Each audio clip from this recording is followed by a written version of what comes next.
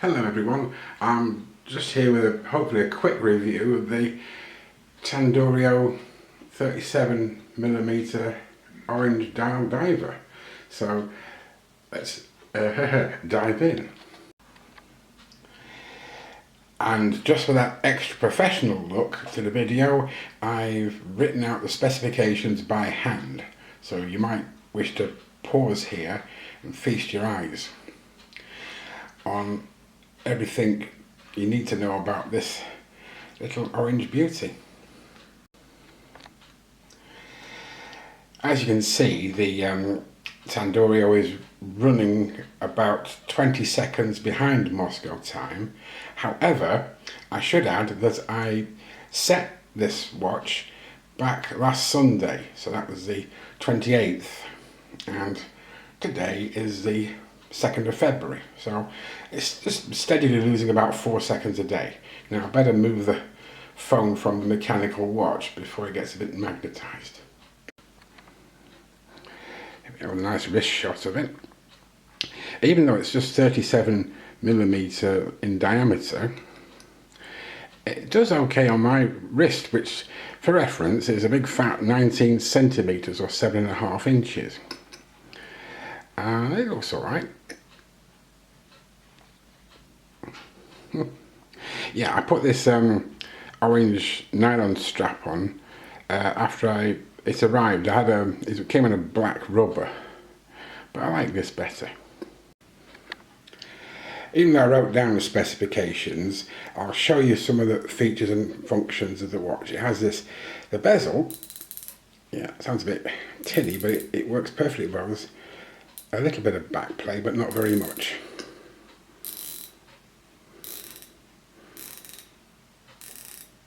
There. Not the most satisfying bezel sound you've ever heard, but it works well, and it lines up quite nicely eventually.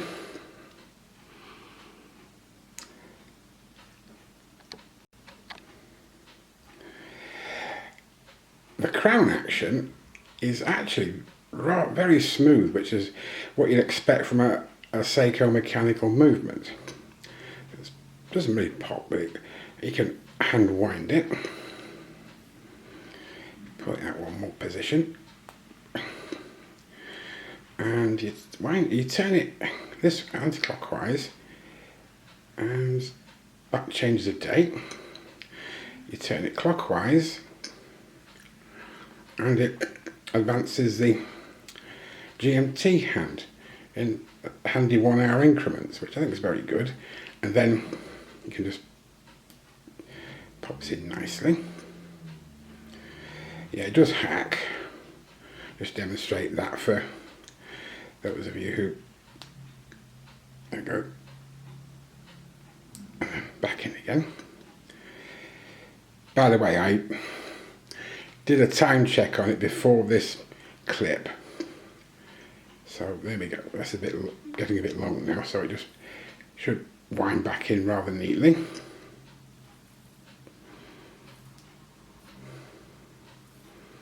I just wanted to show you that all in one go.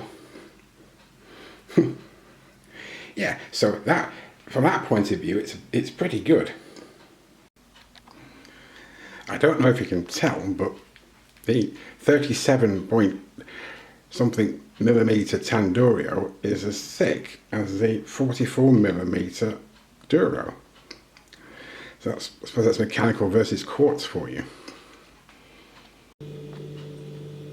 Some other features include the SKX style hands, and the indices. You've got the triangle at 12 o'clock, the tombstone at 6, everything else is circular. Circular. Yeah, even with the relatively small case diameter and the circumference of my wrist, it doesn't look like a pimple on an elephant's backside, so that's always a plus. So do I have any gripes or complaints about this watch? I mean, you know, you could probably tell that I have from the title of the video, which we'll address right now. The loom's a bit of a disappointment. The indices and the GMT hands seem okay, but the hands after a few minutes, are hardly visible. I think it's just it's a quality control issue without a doubt, but a bit of a disappointment nonetheless. Well, in spite of the disappointing loom on their hands, it's a pretty grown-up watch, but I plan to celebrate with the kiddies menu, available even here in Russia.